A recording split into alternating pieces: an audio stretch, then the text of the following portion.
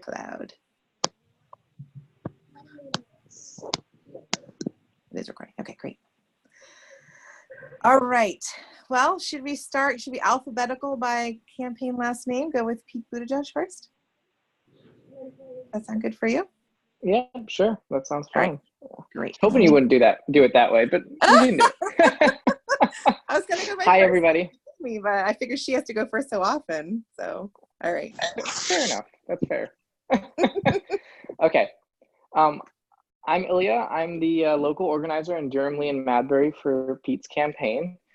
Thank you for having me. I really appreciate Katrin and for hosting this. It's always a privilege to be able to talk to you folks and to hear from the other campaigns. I'm excited to meet everyone in the area. I don't think we've all met. So, hi. I think one of the things I wanted to get started with is kind of how I came to Pete.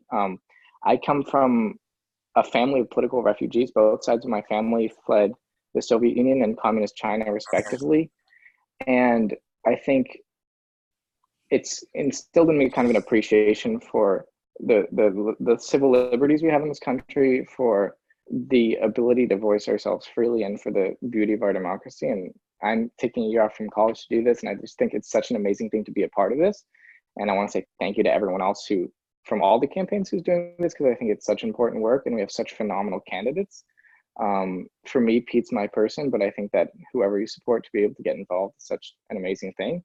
And to have the freedom to do that is incredible. I think one of the things I've recognized for me, and I think something that I see in Pete, is a recognition of what's at stake with our democracy, and that this current administration represents an existential threat to the institutions, us, that advocate for us, and are the core of our democracy. And I think one of the interesting things that we live in a country that has never felt true existential threats in its national history. I mean, we've never,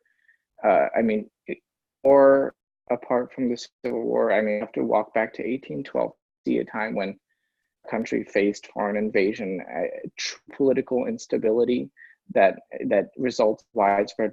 This is almost unknown in our national identity. And to be facing threats like change and the threat to our democracy that we see from this administration, combined with the country that has no experience in its national history with those kinds of existential threats, is almost like the perfect storm. And that's why this election is so especially critical, to make that people kind of get involved and recognize what's at stake, because I don't think we're predisposition to recognize those kind of abstract or kind of delayed threats to what fundamental things in our lives. And I think someone who speaks to our national identity, speaks to people getting together and work together, and I think Pete's that person. I think one of the things that I heard him talk about that really drew me to him is a veteran working with people who had very different political backgrounds, who came from very different parts of the country, who had very different upbringings and religious and educational backgrounds, and to be able to get together and work with them, the only thing we have in common for national identity, is such an important thing. And to have that experience, I think, is something that shouldn't only come with the ability with serving in the military. I think people should be able to access that in life, right? And it shouldn't take this. And that's one of the reasons I like Pete's national service plan so much. One of the things that really drew me to see is kind of rebuilding communities around our center. They recognize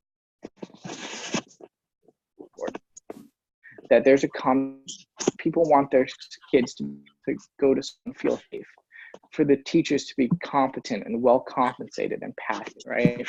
To be able to go to the doctor and not come out penniless, to be able to practice your religion freely, to feel like you belong in community and like you have a chance at prosperity and opportunity. These are things that you can get on board with, regardless of their political background, regardless of regardless of where they come from in the country.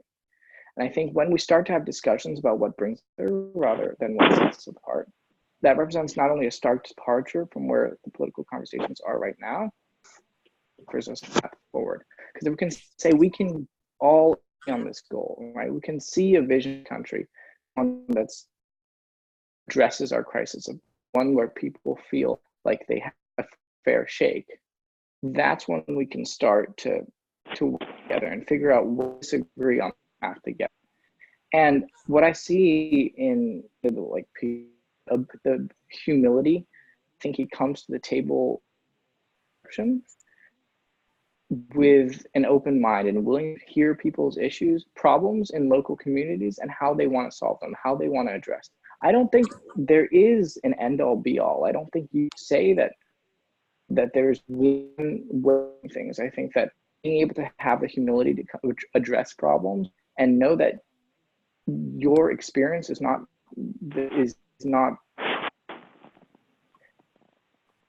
applicable to a situation for every person is something that's difficult to do. And I think it's something that we don't often see in politicians now. A willingness to compromise in approach, compromise without compromising your values is a really important thing. And I think the two get conflated often, right? Because dying on your sword, instead of willing to accept a less favorable, a slightly less favorable outcome, is not productive in the end. And for me personally, having somebody who's willing towards a better future for everyone, to get towards that common vision that we can get on board, important. And I don't think dying on your sword is worth it. And I think that doesn't mean you're compromising your values. It means you're compromising for sure. And I think it's saying that we can get closer to this vision and that progress is better than nothing. And I think this zero-sum attitude to politics is one of the things that has been bogging Washington down in recent times. And to have someone who can start to break this partisan gridlock and this partisan conversations that we're having is really important. I think that the way dialogue is happening right now, there's such an impasse as to how people have conversations. And I think it's for me, Pete speaks to how we can get beyond that, how we can get on this common vision. And for me, that trust that he has in Americans to make the choice that's right for them is embodied in his Medicare for Hawaiian plans, right? I think he believes that Medicare is a human right, that people should have access to healthcare, right? The healthcare is a human right, and that people should have access to it, but that people can make the choice that's best for their communities. That there's people, that there's firms, there's unions, and there's people that have sacrificed so much to get what they're happy with. And there are millions and millions of Americans who are. But the fact is that there are also millions and millions of Americans who can't afford healthcare, and they should be able to have access to it. And that's why having a public option is so important. But to allow people to do what's best for them, what's best for their condition, is incredibly important. And to have the humility to recognize that maybe our prescription isn't perfect is important. And to address problem is incredibly important in his mental health plan, in that he's really trying to address the crisis of belonging in the country, the stigma against mental illness, and to have someone who's addressing these issues and trying to make people feel like they belong and they can participate in our American democracy is so important. And I'm so appreciative of the ability to make my voice heard, to be vocal about what I'm passionate about. And that it's not just political forces that can prevent people from doing that, it's also social forces. And that's why dealing with mental health issues and giving people the comfort to feel like they belong in their community, regardless of race, regardless of gender, regardless of religion, and regardless of wellness, is incredibly important. And to have someone who addresses that to me, and I would love to have you guys have the experience of what I have. Because I remember I read a line in Pete's book. He said, a reporter was interviewing me, and the way he looked at me in the eye, it was expected me to say something interesting, and it inspired me to do. And I remember Pete's hand the first time I saw him in Exeter. I must have been last May, and the way he looked at me when I shook his hand, I felt compelled to do something about this state of living, to do something for what I believe in, and to stand up for my values. And that's why I'm here. And I appreciate you all allowing me to speak. And I hope you come see him in Durham on Friday, 15. at the MUB. He's speaking at the Granite State Room. So thank you so much for your time. And if I have any time left, I'd love to take some questions.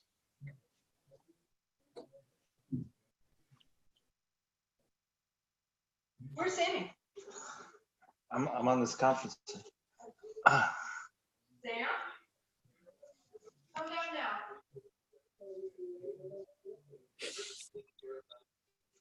What conference call? Lee Dems. Oh, okay. Sammy, come here.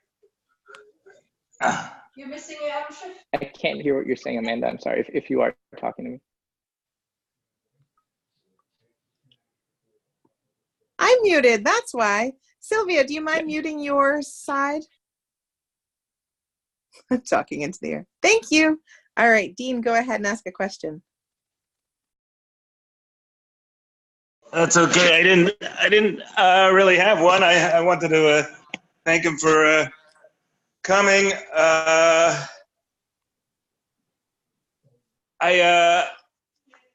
guess I don't really see some sort of bipartisan happy future, and I don't really feel like one. I'm also watching the impeachment at the same time here, and so that's why Pete is not really resonating with me. So I'd like to suggest, instead of a negative comment, that we have positive questions. Well, I mean, I just wanted to, I mean, that's my issue. If he could turn me around, fair. that's fine. I'm just saying it. I'm got not any feeling comments? very bipartisan right now. No, sure, absolutely. And I think that's something that I think everyone, or at least I know I feel as well. It's definitely hard to feel the spirit of bipartisanship with this administration, to feel the spirit of bipartisanship when you see people who are willing to either accept the truth or to at least moderate their position, especially with the impeachment hearings and the trial. It's definitely hard to see that vision for the future, but I think bipartisanship is perhaps not the word I'm looking for. I think there's a greater kind of identity and undercurrent to the vision that people have for this country. And I think that it transcends Republican and Democratic. I think it's about the way we speak to people, right? And I think the way we talk about what we want our community to look like is incredibly important. And I think that being able to get past the nuts and bolts and policies so we can at least establish the parameters of our discussions.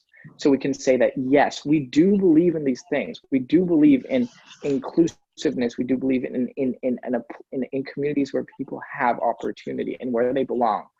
And then we can kind of work backwards from there, right? Where we can talk about people's values is so important. And I agree, policy is incredibly important, but I think when we're absolutely deadlocked, it's almost fruitless to have a policy discussion, right? Because people will get so vitriolic immediately, and it turns into this clawing forth. We haven't gotten to the root of where we actually see things.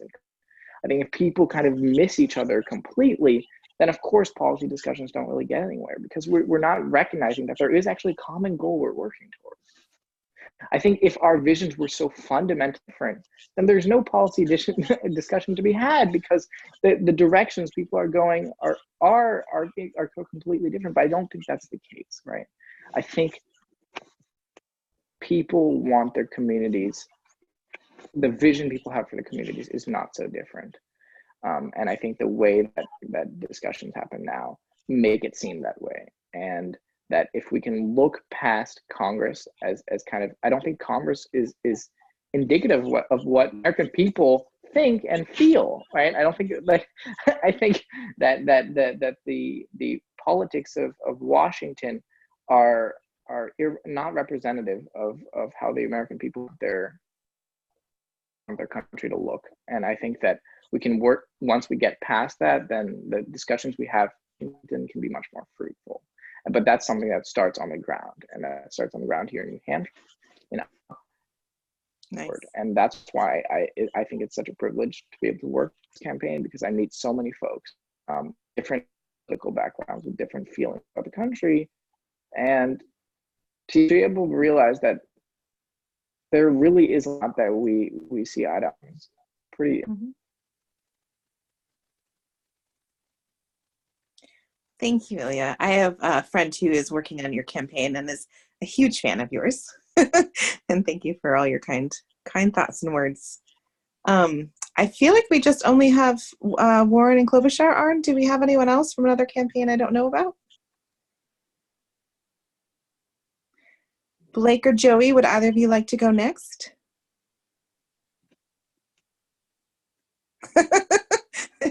We can go alphabetical, or you can go. Do you want to go, Blake? Great. I was just going to say, if there's no preference, I can go. My computer keeps telling me my internet is unstable, so I'm called in through my phone. So I'm hoping, can you hear me? I saw you nod, Amanda, but I couldn't hear you. So, okay, great.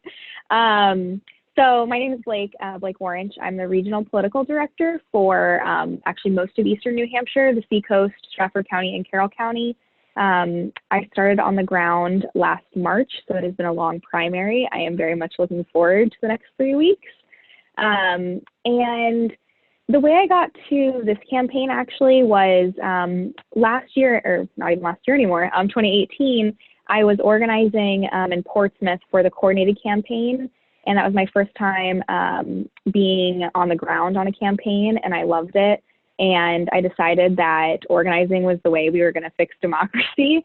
And so I knew when that campaign ended, I was very tired, thought I might want a job that had weekends and nights available. And then I spent most of December unemployed, looking for jobs. Nothing like really was like speaking to me. And then Elizabeth announced her exploratory committee on New Year's Eve in 2018. And I watched like that 4-minute video. I teared up a little bit. I was sold. And mostly what it is the way she talks to people. At least at the time, that's what gravitated towards her. It's like she's a natural teacher. She's been a teacher most of her life. You can really see that in the way that she talks about issues and explains things. She has become the plans candidate. Her whole thing is, I have a plan for that. If I was in the other room, we have a huge plan wall. There are people in there making calls. And so all of that together is what drew me to the campaign. But since then, I have really come to understand that her story of basically she does not have a linear story the way that some people who enter politics do. She was married before she was married to her current husband. She was a single mom for a while with 2 young children. She was basically fired from being a teacher because she was pregnant and was not asked to come back the following year. She dropped out of school because she fell in love. She went to school on a debate scholarship because she grew up on the, like she says, the ragged edge of the middle class in Oklahoma.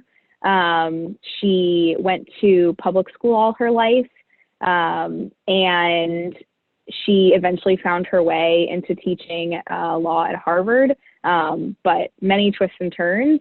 And then when she, as a private citizen in 2007, she had been studying bankruptcy and why families go bankrupt for a really long time. At Harvard, she basically taught everything that had to deal with money and law. And so she was studying why families go bankrupt. And when she first started that research, she was a registered Republican and had a lot of ideas about why people went bankrupt that came from Republican talking points. And then the more that she learned and researched and like listened to people's stories and what they would say in bankruptcy court, she realized that it was not because like people made these terrible decisions or anything like that. It was because the system wasn't working for people, and most people were just like a paycheck away or like one medical situation away from going bankrupt. And that started her basically like the launch of the CFPB, which is the Consumer Financial Protection Bureau. It's an agency that was created in 2007 and 2008. She is the person who fought for it, went to Washington. There's a quote in some article about how she, if she wasn't going to get the CFPB passed, she was going to have like blood and teeth on the floor. Basically, she was not going to go and not get something done that would actually help people. And so this agency got passed when both Democrats and Republicans didn't want her to do it because it went up straight against the banks. And they're the ones with the most money. And she fought for it anyway and got this passed. And it has since returned $12 billion to American people for basically like corporate corruption. And like if DirecTV like double bills you and sends it to collections because you wouldn't pay it because they double billed you, like the CFPB will help you. If like a credit card company takes advantage of you, CFPBs, that's what they do. But the whole thing is that she got that done as a private citizen, not an elected office. And then she was in Massachusetts, ran for Senate against Scott Brown, who we know well in New Hampshire. And when she started that race, she was 17 points down and then won the race by 7 points. And she did that through organizing. She invested early in organizing in Massachusetts, and they knocked on a ton of doors. They talked to a bunch of people, and that really started her, the way that this campaign is run, which all the money that she started with turned around and hired a bunch of organizers.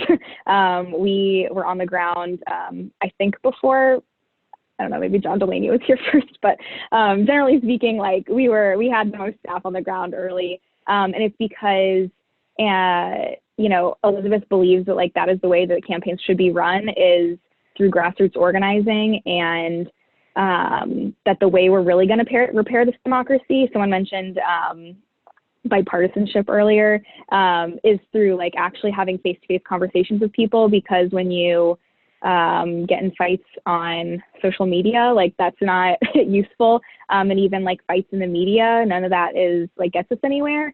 And so that's a really key piece to this campaign, which is like we just launched our first TV ad in New Hampshire of the campaign like a week ago.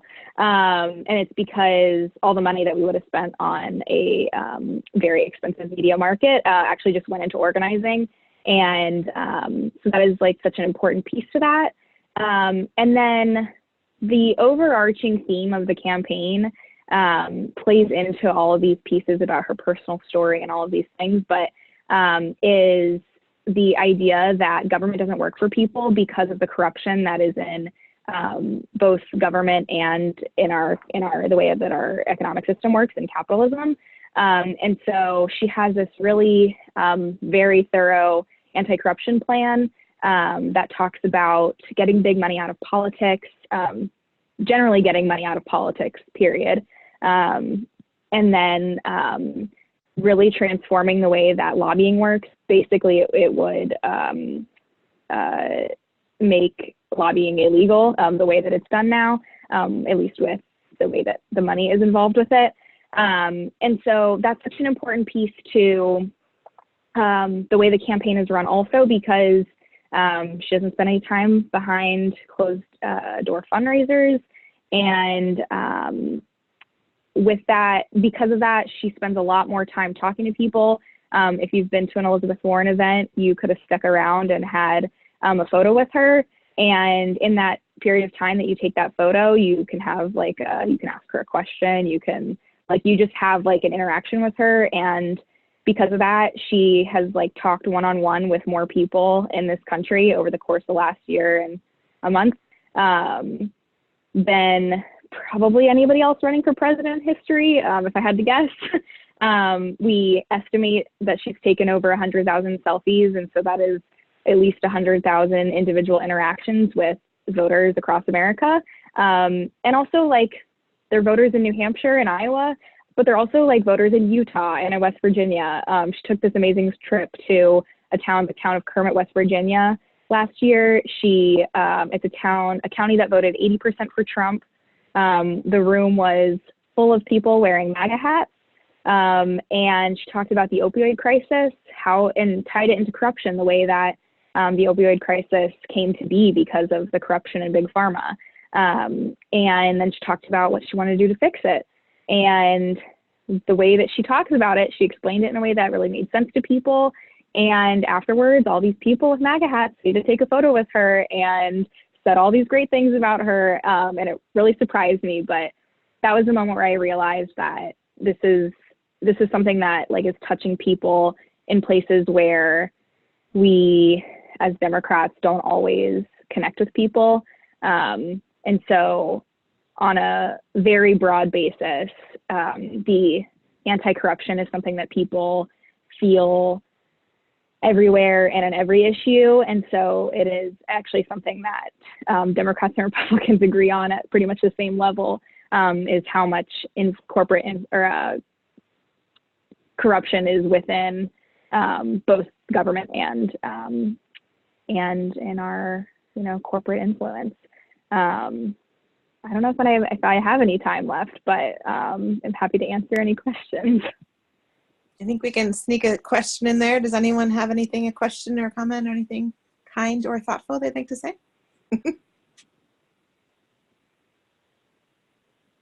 No? I know my niece has been working on the campaign trail with you guys. She's in Massachusetts, but she's been up in New Hampshire a lot. And oh, awesome. Having a great time. That's and really so great. enjoying it. Yeah. Yeah. Oh, good. That was not a dig at me, Katrin. I got my selfie with Elizabeth Warren, Nice. boy, way back, I think in March. Is that possible? It was like 30 people in a room on Yeah. UNH. It was amazing. I love I it. talked to her about Right to Repair. It was right when she came out for Right to Repair, Nice. which is something I think Awesome. about. You look really cozy and snuggly over there, Dean. I am. I'm in my bed here watching this conference with my dog. We're all. Nice. My dog looks like a big black blob because she pretty much is. This is how we do it in Lee. Like we're serious, you know. You know what? It's all about, you know what? If it's happening, it's happening. It doesn't matter. Exactly. Well, thank you very much. It looks like we just have Joey. So what I'll do is I'll let Joey talk and then we'll see if anyone else has any other comments or anything. And then maybe at the end we can talk about ways we can connect with each of you. And anyone who's interested and excited, how I'm sure you could probably all use a couple more hands on deck. So thank you. All right, Joey, take it away. Okay, so hey, my name is Joey. I'm working on Amy Klobuchar's campaign for president. So I got started at the beginning of December, so I'm about halfway through my second month here, and it's been an amazing ride so far. And I'm from Chicago, just so everyone knows, and I'm a regional organizer. I have the territory around here. I'm in Portsmouth right now, but I have Stratham, Lee, Durham, Epping, Nottingham, Deerfield, and a bunch more towns in that area, in Newmarket, Exeter. So I first was introduced to Amy during the Kavanaugh hearings, which I'm sure a lot of you guys remember. And to me, that was a really key moment for her because it showed how she could stand up to a type of bully, like someone who is very, like, not formal, like very disrespectful, someone like Trump. And that, to me, that really stood out, the way that she was able to just keep her composure and stand up to him and just continue the line of questioning, not get rattled, because that's exactly what we need to do to beat Donald Trump. We can't get rattled. We have to stick on message, stay focused, and keep our composure. And I think Amy has demonstrated that, not just there, but I mean, through the debate, she's done what I think has been an excellent job in just getting her message across, really coming across just composed, taking control. And just to give a little background on Amy, she got her start in politics after her daughter, Abigail, was born. And her daughter was very sick in the hospital. And because of the way the rules were back in the 90s in Minnesota and around the country mostly, she was kicked out of the hospital after 24 hours. Despite her daughter still needing medical attention, they forced her out. And after that happened, after Amy had that terrible experience, she went and worked to get a law passed that guaranteed 48 hours for new moms and newborns to be able to get medical treatment in hospitals. And she helped get that passed in 96, and then it became national law later in that year. And Minnesota was one of the first states to do that. So she has even before she was actually in politics, she has a long track record of success. She's never lost an election, just like Elizabeth Warren, just like they brought up at the debate the other day, which is really important. And for me, that's probably the most important thing this election, because if Democrats, and I mean me personally, want any of our priorities to get done, we can't have Trump in office. Like it just won't happen. We have to beat him at the ballot box. So to me, Amy's the best one to do that. I think there are a lot of great candidates, and obviously I'm going to support the Democrats in this election. That's the most important thing. But Amy is, I think, the best person to get us there. So for a few reasons, like I just said before, but politically or electorally, in 2016, Donald Trump almost won Minnesota. He only lost by 1.5%. Amy won the state in 2018 by over 20%. And she was able to flip 42 counties that Trump won in 2016 in her 2018 race. So proven track record of success, and especially in the Midwest, which is going to be the most important electoral area, I guess, because, Trump won Michigan, Pennsylvania, Wisconsin in 2016. And I think we actually have to win those states back, at least 2 out of 3. And if we lost Minnesota too, I mean, that would be pretty devastating. So Amy can bring those states back. I really truly believe that. And not just because she's from there, but because she connects with people. Her grandpa was an iron ore miner and saved up money in a tin can for her to go to school, or for her father to go to school. Her father was a newspaper journalist. Her mother was an elementary school teacher in a teachers union. So she can really connect with a lot of working class people in the Midwest and just all around the country, which is really important. And she wants to do important things like raise the minimum wage to $15. She wants to institute a public option so that we can give everyone access to healthcare. She wants us to get back in the Paris Climate Accords on day one. And she has a $1 trillion infrastructure plan that includes raising teacher pay, rebuilding and improving schools, building bridges, the important things that the Trump administration doesn't seem to want to do at the moment. So, yeah, I think that's all I have at the moment. Do you guys have any questions? Hey, I'm a big fan of Amy. Hey, Dean. And I saw that the Times sort of split their endorsement. You guys Yes. have anything to say about that? I mean, I think it was a great choice to pick Amy. Obviously, I really like Elizabeth too, so I can't knock them for that. I think it was interesting that they chose to endorse 2 people instead of 1. But I mean, I read through the endorsement, and I thought they made a lot of really great points for both candidates. And I think, yeah, I mean, I think Amy, her best bet, or the reason why she is the best candidate to beat Trump, is because she has the best chance of winning. And I think they talked about that in the Times article. Her Midwestern roots, her ability to work across the aisle, but she still stands firm behind her values and democratic policies. So she's not just allowing Republicans to run roughshod over her. And then, so the Quad City Times also endorsed her on the same day that the New York Times did. So I think she's getting a lot of momentum right when when it's important to have that. Did you have any question, Dean? I also got my selfie with Amy, which I'm Did you? very proud of, Awesome. and I think if you ask if the election was today, I think I would vote for Amy. Oh, fantastic.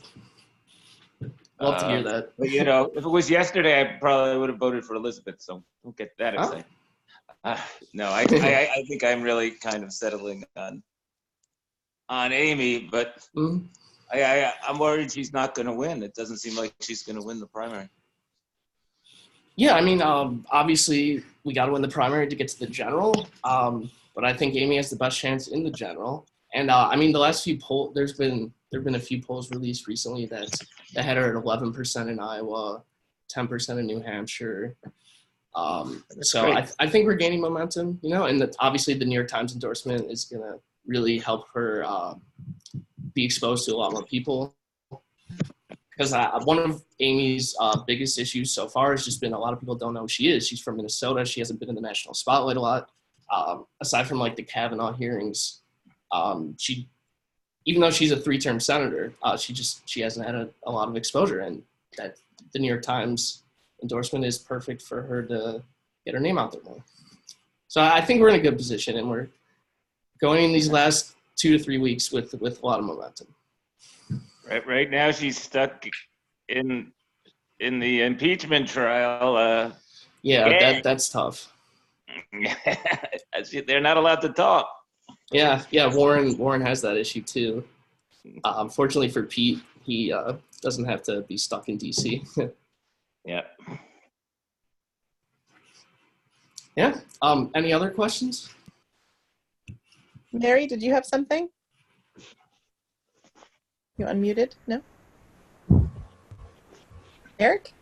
Yeah, I just, I guess I'm curious to what you guys think, or how do I say this? So last time we had a presidential election, we had a problem with everybody else getting on board with who our nominee was. I'm curious to hear what you guys have been talking about in your own campaigns about, depending on how it turns out for you, either A, losing graciously, or B, winning graciously, and making sure that we're all on the same page once November is here. Was that just for me or for everyone? Actually, it's for all of you, but Joey, why don't you go first? Okay, yeah.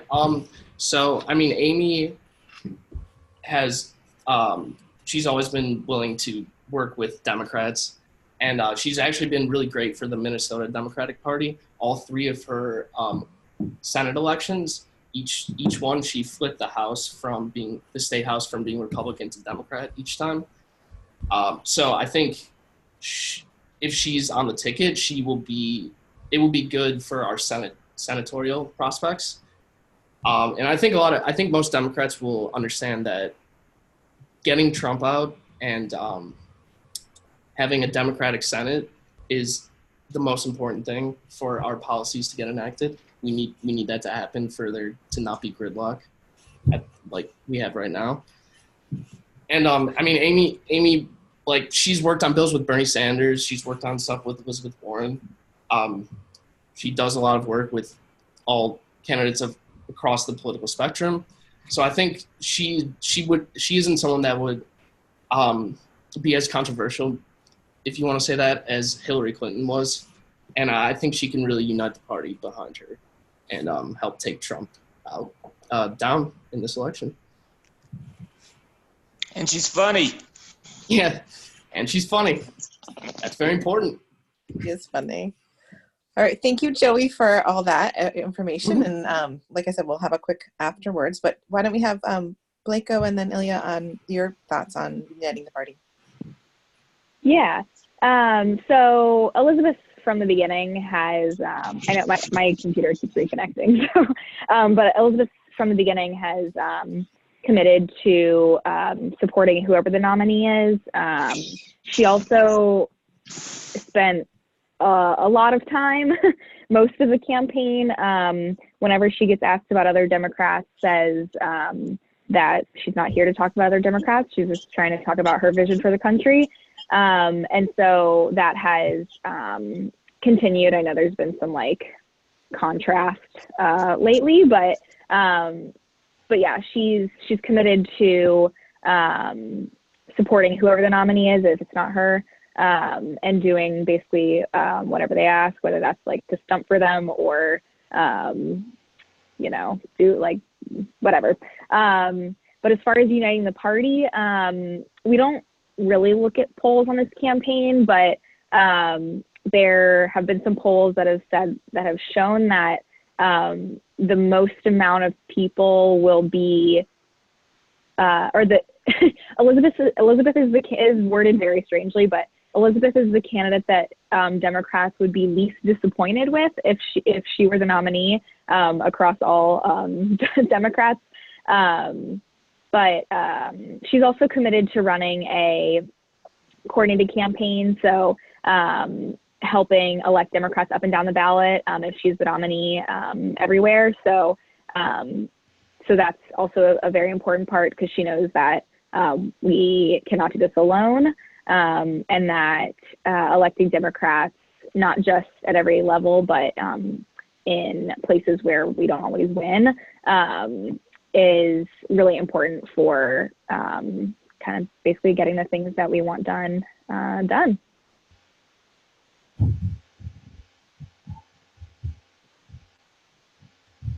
I can speak from my own experience, both with the campaign and with voters, and that's all I'll speak to. What I can say is I know everyone here, and based off of everything I've heard, that the campaign is absolutely prepared to support whichever Democrat gets the nominee. And the fact is that we do have to get behind we have to get behind whichever Democrat is nominated, because the greatest threat is the current administration. I think the fact is that people are scared.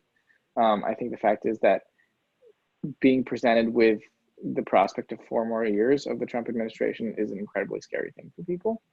And I think that's what's going to bring people together, regardless of their affiliation right now. I think Democrats are going to stick together and get behind whoever gets nominated. And I am confident that that's how the Pete campaign will behave. And I have no doubt that's how other campaigns will behave, because I think Democrats are both inspired to be the change they want to see, but are also absolutely terrified of what 4 more years could look like. And rightfully so. And that's something I hear on the doors. That's something I hear from Pete supporters. That's something I hear from the campaign. That's something I hear from people who are still thinking about who they want to support. And I think the fact is that I believe that this election is going to be about reaching across the aisle. I think Democrats are going to get behind whoever we nominate. I have no doubt about that. What I think is going to be important is about finding a way to speak to people that don't really like Democrats and don't like the current administration either. And I don't think that Republicans are going to wake up on the wrong side of the bed and realize they were all wrong about policy, and they were all wrong about the kind of how they feel about the current administration. I think what's going to happen, what will need to happen, is someone's going to have to paint a vision for them of a country that they can get on board with. They're going to have to be presented with a candidate whose moral compass they can trust, who talks about their values and what informs those values. And so they can kind of get on board with that.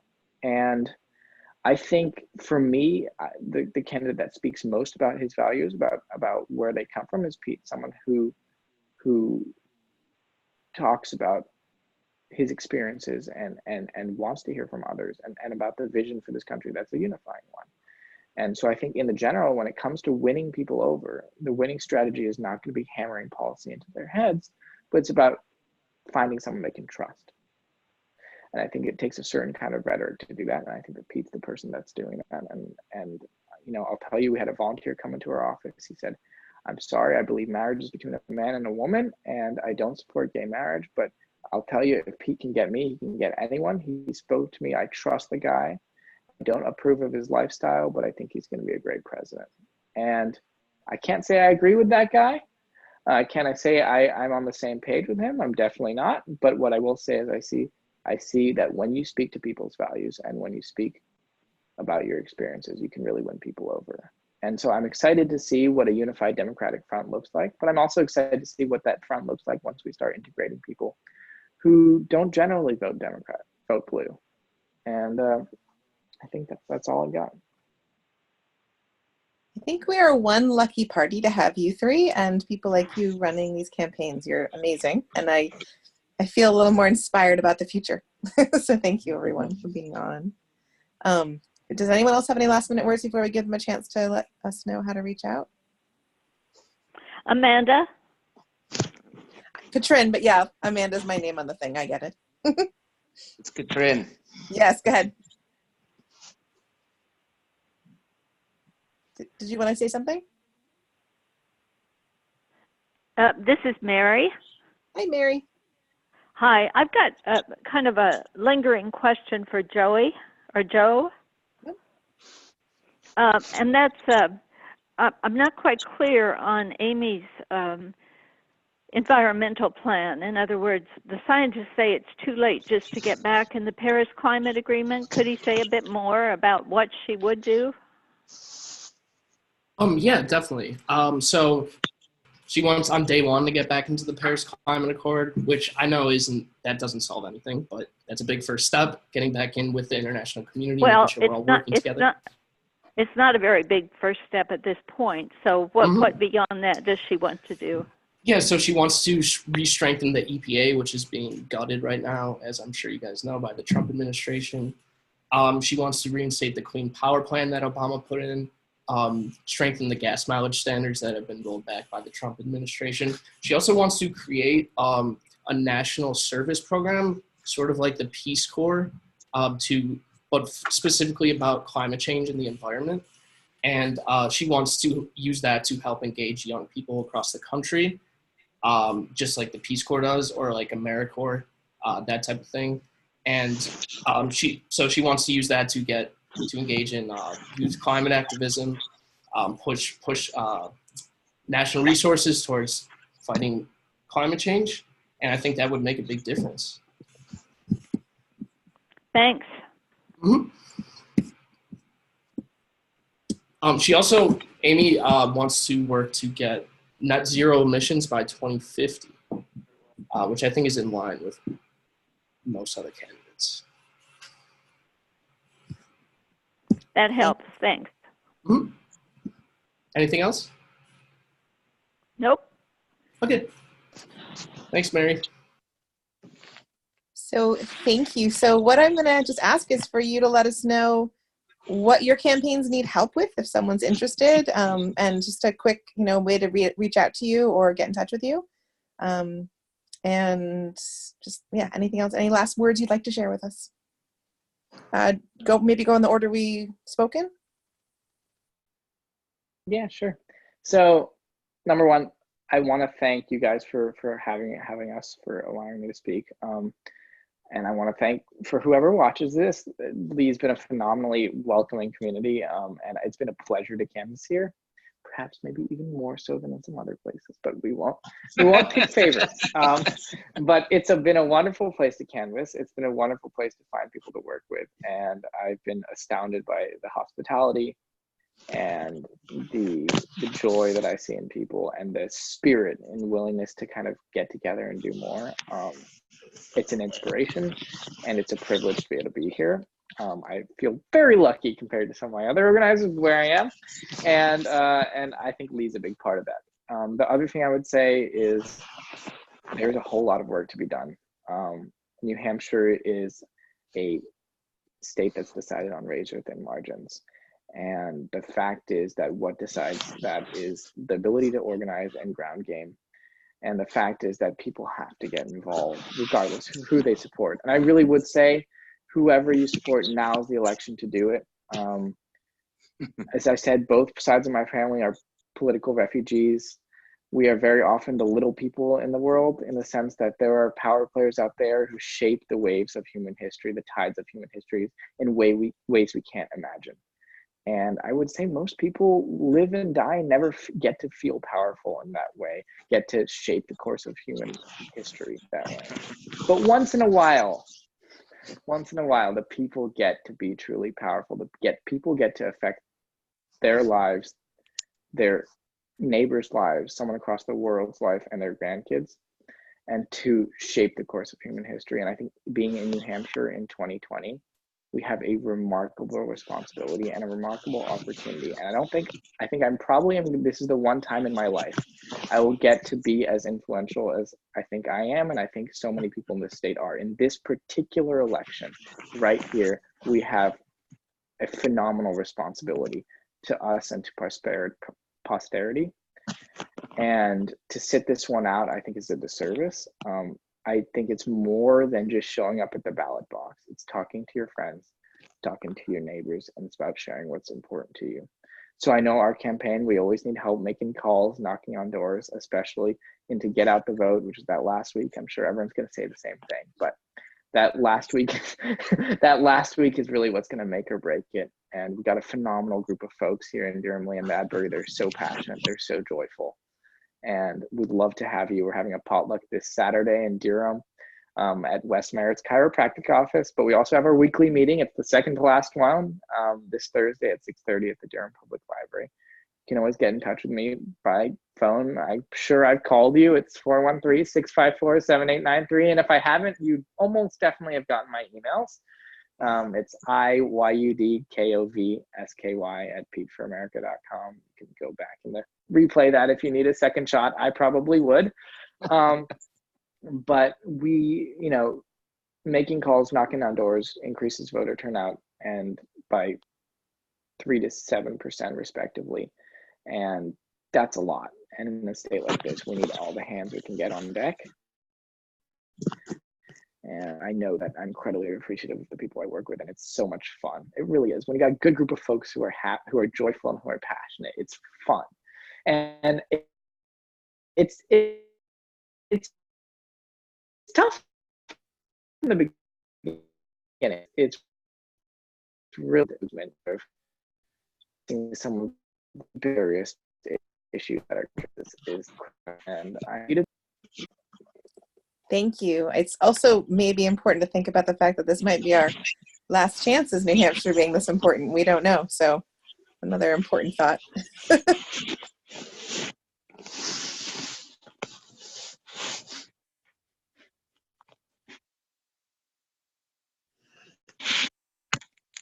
Should Are I you go? still there? Yes. Sorry, Blake. Oh, okay. You're fine.